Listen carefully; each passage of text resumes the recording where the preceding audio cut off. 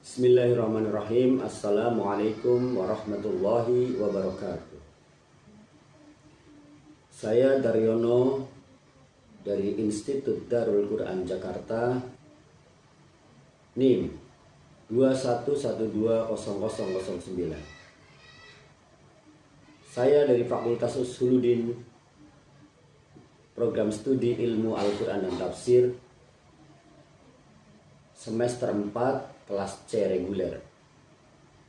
Akan menjawab pertanyaan-pertanyaan pada ujian akhir semester yang diajukan oleh dosen pengampu kami, Ustadz Dedi Effendi, LC-MPD.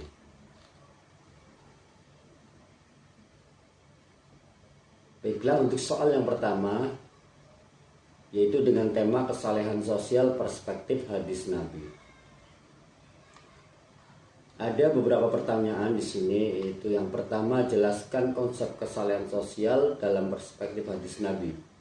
Berikan contoh hadis yang menggarisbawahi pentingnya kesalehan sosial dalam kehidupan sehari-hari.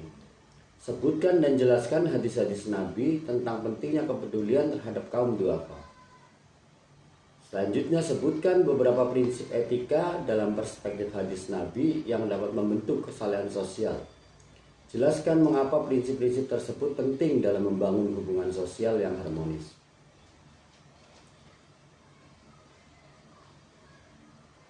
Selanjutnya, sebutkan dan jelaskan hadis-hadis Nabi tentang pentingnya memaafkan kesalahan orang lain dalam upaya menjaga kesalehan sosial.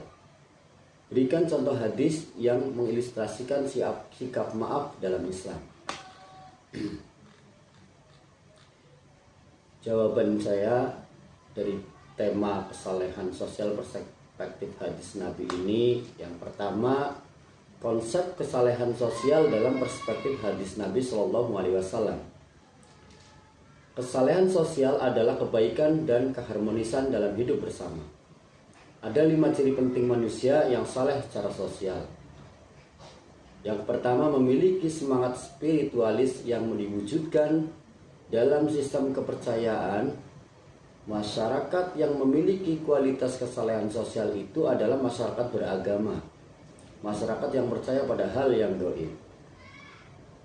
Yang kedua, terikat pada norma, hukum, dan etika serta tercermin dalam struktur ajaran sholat. Sholat juga mengajarkan kepada para pelakunya untuk terbiasa disiplin. Yang ketiga, memiliki kepedulian sosial yang salah satu perwujudannya ditandai dengan kesanggupan berbagi terhadap golongan yang lemah. Yang keempat, memiliki sikap toleran sebagai salah satu dari perwujudan dari keimanan terhadap adanya pengikut kitab-kitab suci lain selain kitab sucinya sendiri. Yang kelima, berorientasi ke depan sebagai salah satu wujud dari keimanan terhadap adanya hari akhir. Hadis-hadis Nabi tentang pentingnya kepedulian terhadap kaum duafa. Rasulullah SAW memerintahkan umatnya agar memperhatikan dan peduli terhadap kaum duafa. Hal ini tertuang dalam beberapa sabda Rasulullah SAW. Yang pertama adalah anjuran berbuat baik kepada kaum duafa. Dalam hal ini, memperhatikan atau membantu kaum duafa menjadi salah satu syarat memperoleh kemudahan rezeki dan pertolongan Allah Rasulullah SAW.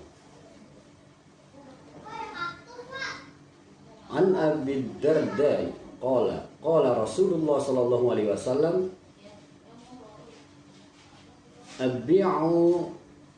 ab'uni du'a fa innama turzaquna wa tunsaruna bi du'afaikum. Dari Abu Darda, ia berkata, Rasulullah sallallahu alaihi wasallam, carilah keridhaan dengan berbuat baik kepada orang-orang yang lemah, karena kalian diberi rezeki dan ditolong disebabkan orang-orang lemah di antara kalian. Selanjutnya, larangan membiarkan kaum duafa. Memperhatikan duafa menjadi bagian penting dari kehidupan seorang muslim. Tidak diperkenankan orang yang berkecukupan memandang sebelah mata terhadap mereka yang kurang beruntung dalam segi ekonomi, kedudukan ataupun status sosialnya. Terlebih jika malah membiarkan mereka berada dalam kesulitan. Hal tersebut menjadi salah satu aspek atau indikator dari kelemahan iman yang ada dalam dirinya. Rasulullah SAW bersabda,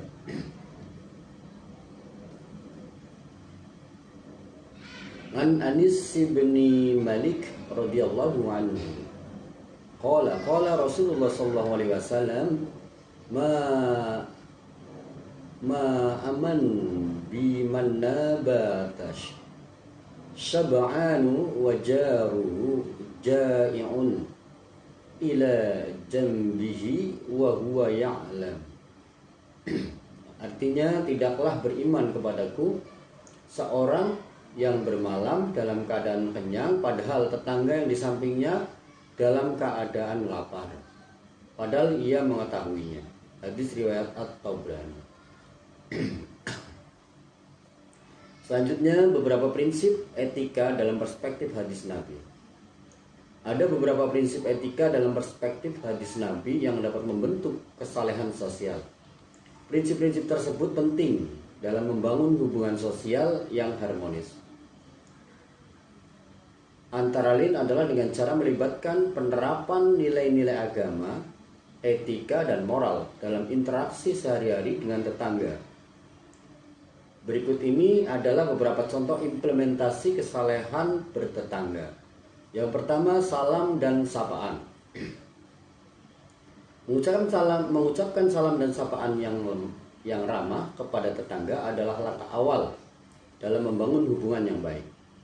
Bantuan dalam kebutuhan. Ketika tetangga mengalami kesulitan atau membutuhkan bantuan, kita bisa menunjukkan kesalehan bertetangga dengan memberikan bantuan sesuai kemampuan kita. Selanjutnya, menghormati privasi. Penting untuk menghormati privasi tetangga kita, menghindari perilaku yang mengganggu ketenangan dan kenyamanan tetangga, seperti kebisingan berlebihan atau menyebarluaskan informasi pribadi. Selanjutnya, menghindari konflik. Kesalehan bertetangga juga melibatkan menghindari konflik dan mempromosikan kedamaian dalam lingkungan. Selanjutnya, berbagi kebaikan. Mempraktikkan kesalehan bertetangga bisa melalui berbagai kebaikan atau mengundang tetangga untuk ikut serta dalam kegiatan sosial yang positif.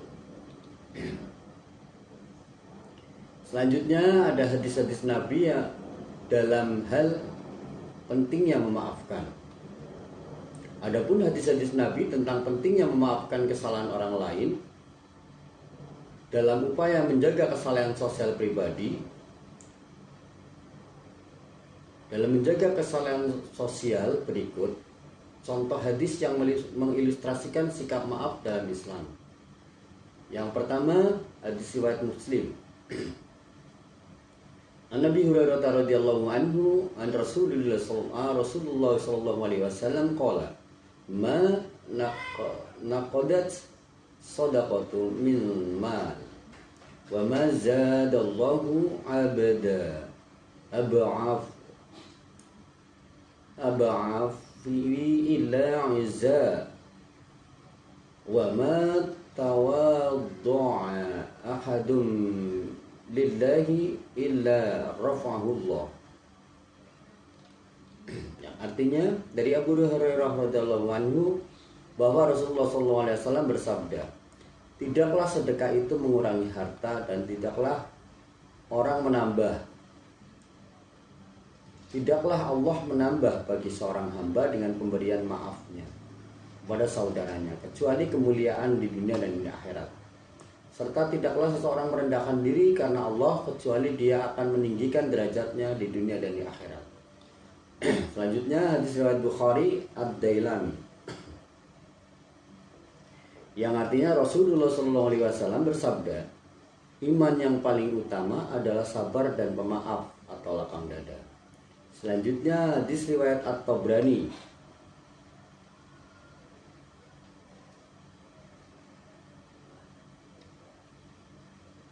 Ismahu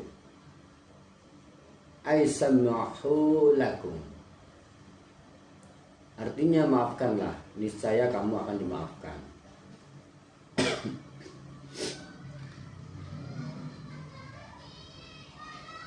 Selanjutnya, pertanyaan selanjutnya yaitu berhubungan dengan tema etika bernegara, perspektif hadis Nabi.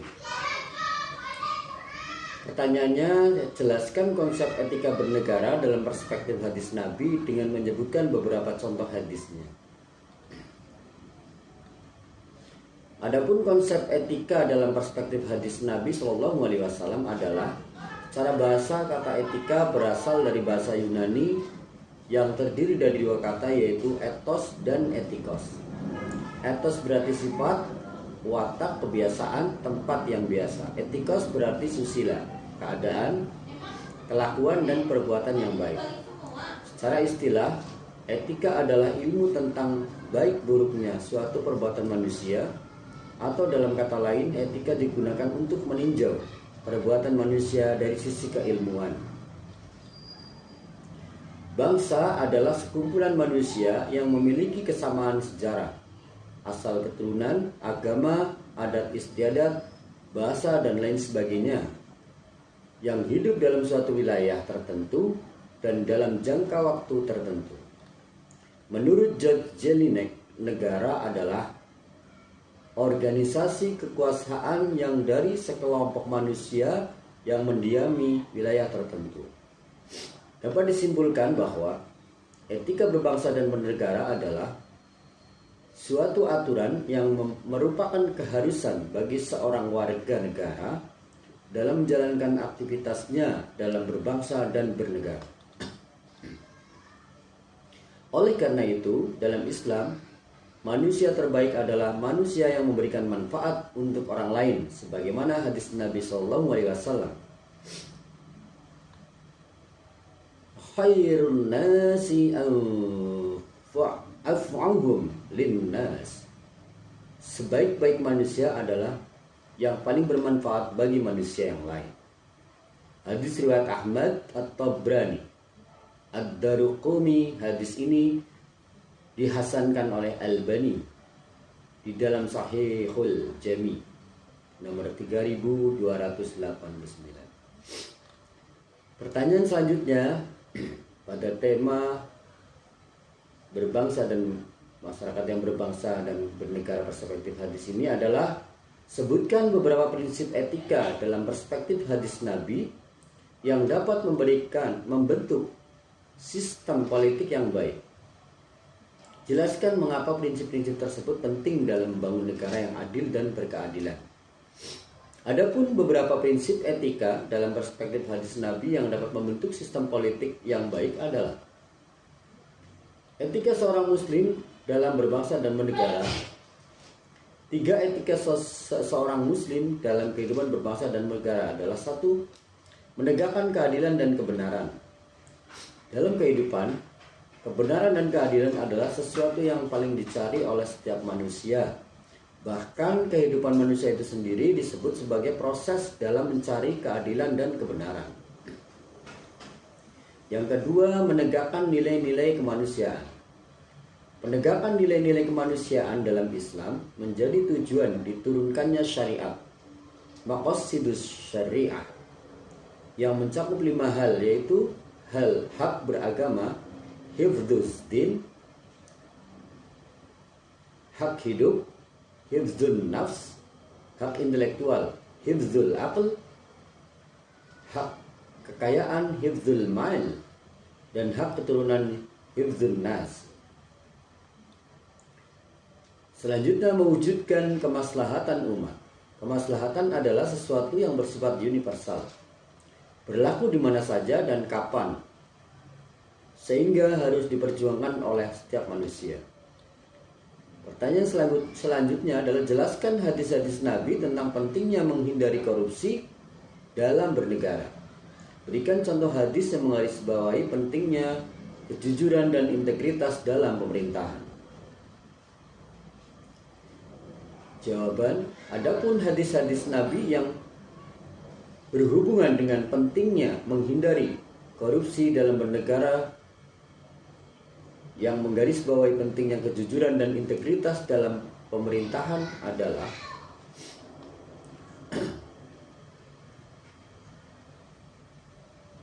Haddasana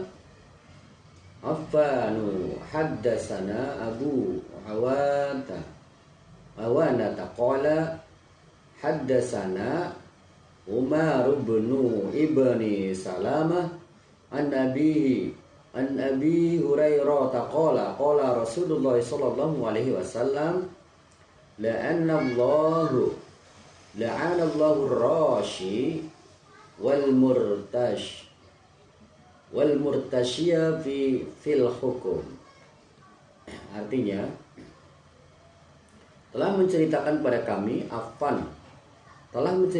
kami Abu Awana berkata, telah menceritakan kepada kami Umar bin Abu Salamah dari bapaknya dari Abu Hurairah berkata, Rasulullah SAW bersabda, Allah melaknat orang yang menyuap dan yang disuap dalam hukum. Hadis riwayat Ibnu Hibban. Selanjutnya hadis riwayat Tirmizi. Haddasana Ahmad bin Yunus Haddasana bin Abi bin Anil Harisi bin Abdurrahmani an Abi Salamah an Abdillah bin Amri wa qala la'anna Rasulullah sallallahu alaihi wasallam ar-rashi wal murtashi. Artinya, telah menceritakan kepada kami Ahmad bin Yunus, telah menceritakan kepada kami Ibnu Abdul Dzib dari Al-Harits bin Abdurrahman dari Abu Salamah dan Abdullah bin Amru, ia berkata, Rasulullah SAW melaknat orang yang memberi uang sogokan dan orang yang menerimanya. Hadis riwayat At-Tirmizi. Selanjutnya, sebutkan dan jelaskan hadis-hadis Nabi tentang pentingnya dialog dan musyawarah dalam mengambil keputusan politik. Berikan contoh hadis yang mengilustrasikan sikap partisipasi aktif dalam bernegara. Adapun hadis-hadis Nabi tentang pentingnya dialog dan musyawarah dalam pengambilan keputusan politik yang mengilustrasikan sikap partisipasi aktif dalam bernegara. Beberapa hadis yang menunjang perintah bermusyawarah sebagai berikut. Tidak akan merugi orang yang beristikharah, tidak akan menyesal orang yang bermusyawarah, dan tidak akan miskin orang yang hemat. Hadis riwayat At-Tabrani. Sesungguhnya orang yang diajak bermusyawarah diminta saran adalah terpercaya. Hadis riwayat Abu Daud. Kemudian, demi Allah, tidaklah suatu kaum ini bermusyawarah melainkan mereka justru pasti akan mendapatkan petunjuk ke arah apa yang terbaik dari mereka. Hadis riwayat Al-Bukhari. Meskipun musyawarah memiliki tempat yang istimewa dalam ajaran Islam sebagai dasar atau fondasi untuk semua aturan dalam hukum, namun ia tetap dibatasi oleh hukum syariat. Ajaran Islam tidak membolehkan adanya intervensi manusia dalam hukum syariat yang telah ditetapkan secara jelas oleh Nas, sehingga musyawarah hanyalah wahana untuk menemukan hikmah dan tujuan dari hukum-hukum tersebut. Selanjutnya, pertanyaan yang ketiga yang berhubungan dengan tema perintah memukul anak. Yang pertama, sebutkan hadis tentang perintah memukul anak dan jelaskan menurut pandangan Anda bagaimana hadis tersebut mengatur penggunaan hukuman fisik terhadap anak. Adapun hadis tentang perintah memukul anak, yang hadis tersebut mengatur penggunaan hukuman fisik terhadap anak.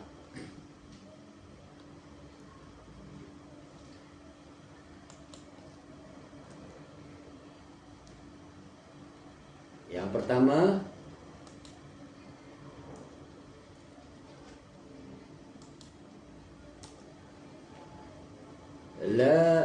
la tawahum abna'a marwa auladakum bisaniya bisani auladakum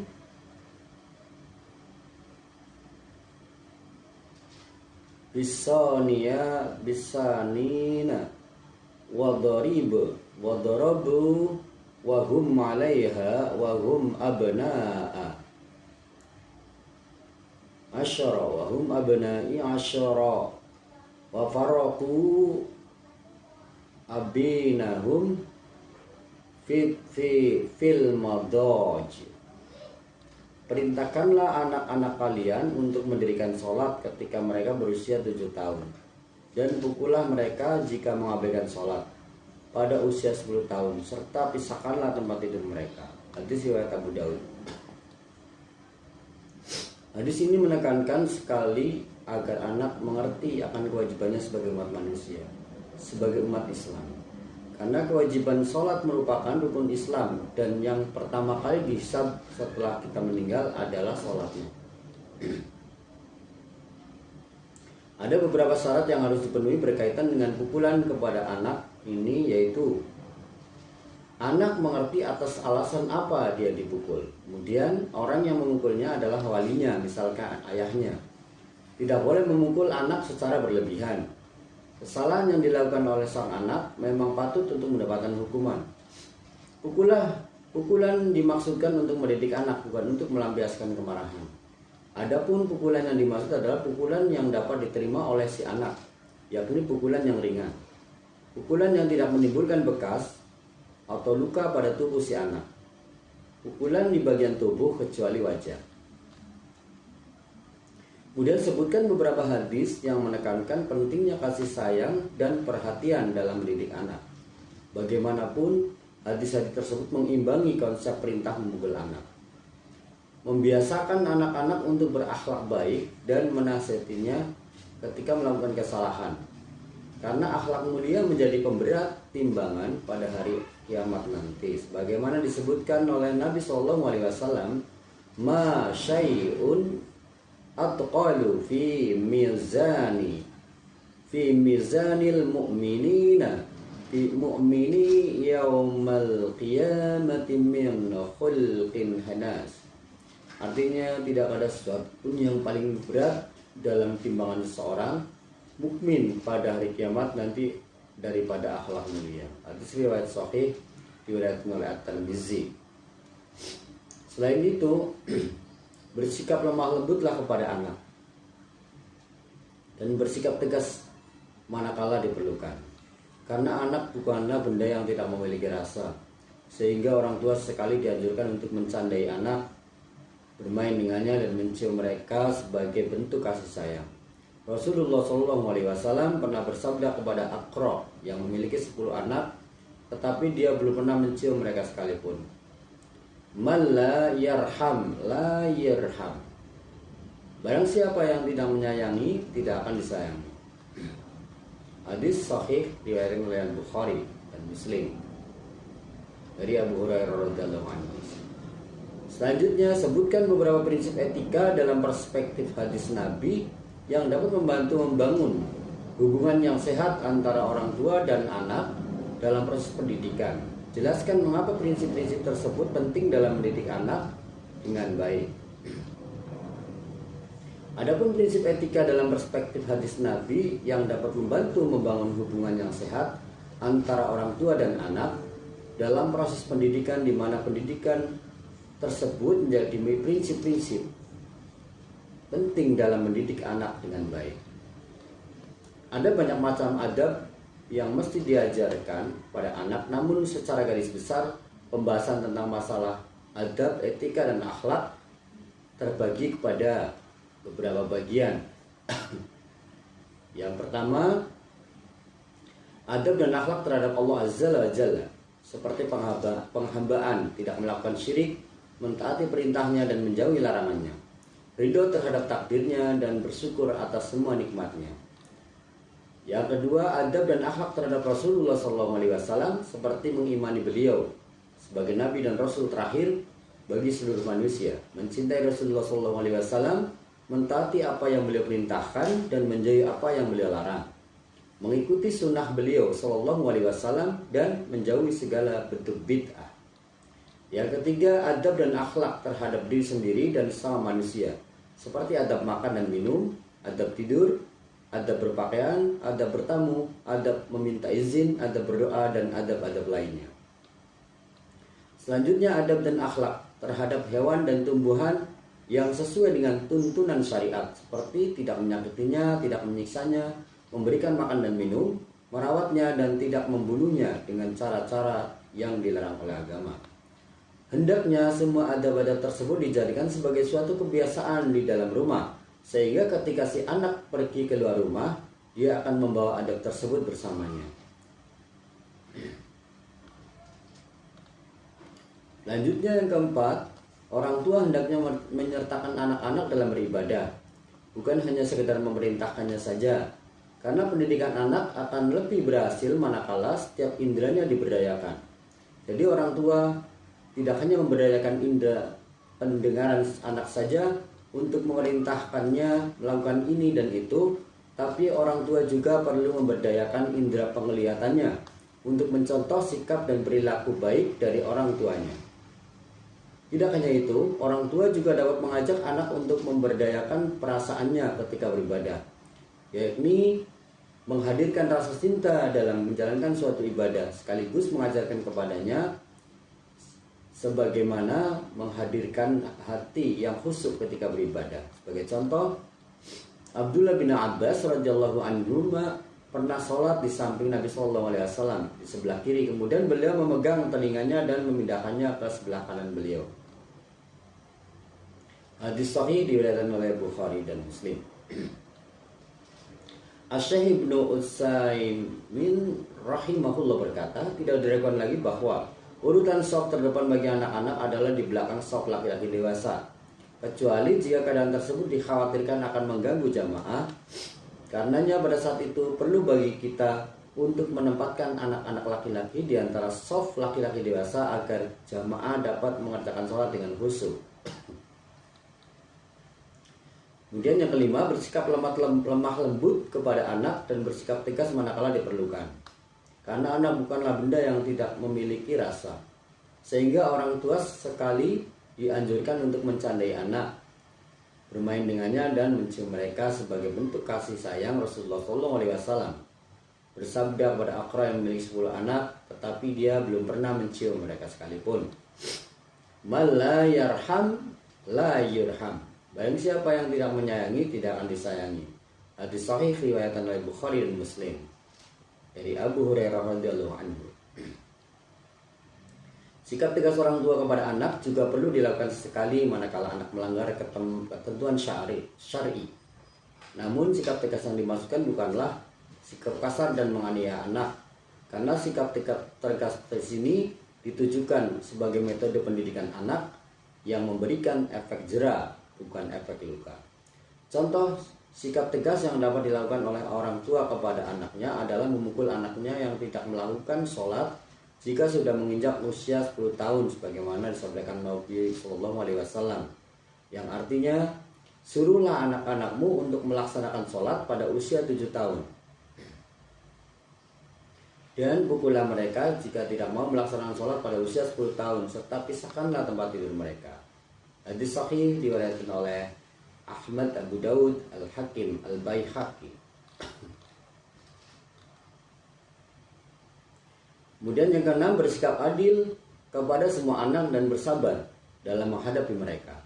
Orang tua terkadang memiliki kecenderungan pada salah satu atau sebagian anak dibandingkan dengan anak-anak lainnya, baik dalam hal materi maupun imateri. Padahal sikap orang tua yang demikian itu tidak akan memberikan dampak yang baik bagi kejiwaan anak-anaknya. Sebab ada anak yang merasa tidak disayangi dan tersisihkan, sementara dia melihat saudaranya mendapatkan perlakuan berbeda dari orang tuanya. Hal seperti ini akan sangat mungkin untuk memicu perselisihan bahkan permusuhan antara sama saudara. Dan sikap seperti ini juga berarti menzalimi mereka. Rasulullah SAW bersabda, "La ashhadu ala jawri at-taqwallah wa'adi lawafi auladikum."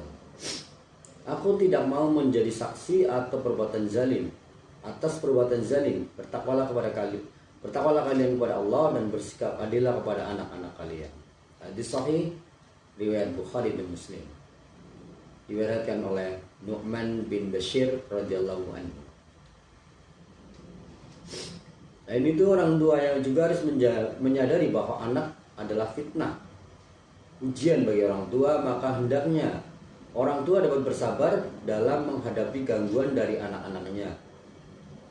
Allah Azza wa Jalla berfirman, "Wa'lamu annama amwalukum wa auladukum fitnah."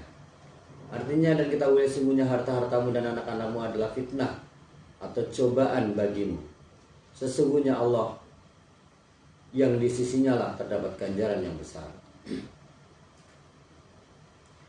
Innama amwalukum wa auladukum fitnah wallahu iddatun ajrun azim. Iddat ajrun azim. Hanya saja harta-hartamu dan anak-anakmu adalah fitnah, ujian. Sesungguhnya Allah yang di sisinya lah tempatlah ganjaran yang besar. Quran surat At-Taghabun ayat 15. Terutama bagi pasangan orang tua yang memiliki anak perempuan, hendaknya mereka bersabar dalam mengasuh dan mendidiknya. Karena anak perempuan yang diasuh dengan baik oleh orang tuanya dapat menjadi penghalang bagi kedua orang tuanya dari api neraka. Rasulullah SAW bersabda, Mani batulia min hadhil banati bisyai'i fa ahsan illa ilaihan kunna lahu sitram minan nar. Artinya, barang siapa diuji dengan anak perempuan lalu dia memberi asuhan yang baik kepada mereka, maka anak-anak perempuan itu akan menjadi penghalang antara dirinya dan neraka. Hadis sahih riwayat Bukhari dan Muslim. Dan wajib bagi para orang tua untuk membiasakan anak-anak perempuannya untuk mengenakan jilbab. Jangan biasakan dia mengenakan pakaian tipis, ketat dan pendek meskipun dia belum balik. Karena kebiasaan berpakaian sendiri sedari kecil akan mempengaruhi model pakaiannya ketika dewasa. Selanjutnya, memperhatikan kesehatan anak, baik secara jasmani maupun rohani, karena sesungguhnya Allah lebih mencintai mukmin yang kuat daripada mukmin yang lemah. Nabi SAW bersabda, mukmin yang kuat lebih baik dan lebih dicintai Allah daripada mukmin yang lemah. Hadis sahih riwayat Muslim, Ahmad dan Ibnu Majah. Itulah beberapa hal yang harus menjadi perhatian orang tua terkait dengan pendidikan anak. Tidak hanya menjadi bahan perhatian orang tua saja, tetapi juga menjadi kewajiban bagi orang tua. Karena apa yang telah diuraikan di atas dapat dikategorikan sebagai hak anak yang harus dipenuhi oleh orang tuanya.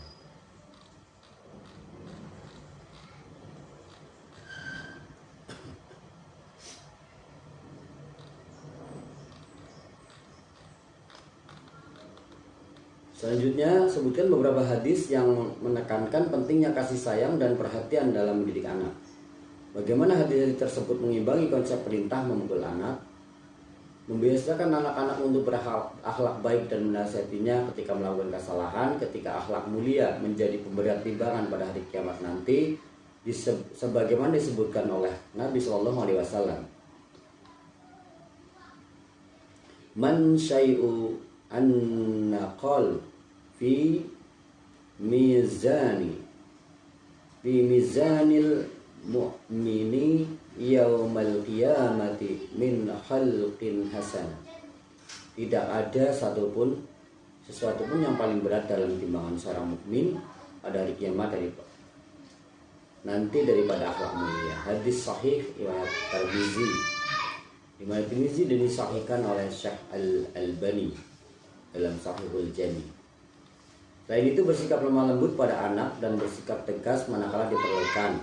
Karena anak bukanlah benda yang mati, bukan yang tidak memiliki rasa. Sehingga orang tua sekali dianjurkan untuk mencandai anak, cara bermain dengannya, mencium mereka sebagai bentuk kasih sayang. Rasulullah SAW pernah bersabda kepada Aqra yang memiliki 10 anak, tetapi dia belum pernah mencium mereka sekalipun. Mal la yarham la yurham, artinya barang siapa yang tidak menyayangi tidak akan disayang. Hadis sahih diriwayatkan oleh Bukhari dan Muslim dari Abu Hurairah radhiyallahu anhu. Demikian jawaban saya. Mudah-mudahan bisa diterima dan mudah-mudahan ilmu yang kita pelajari bermanfaat. Assalamualaikum warahmatullahi wabarakatuh.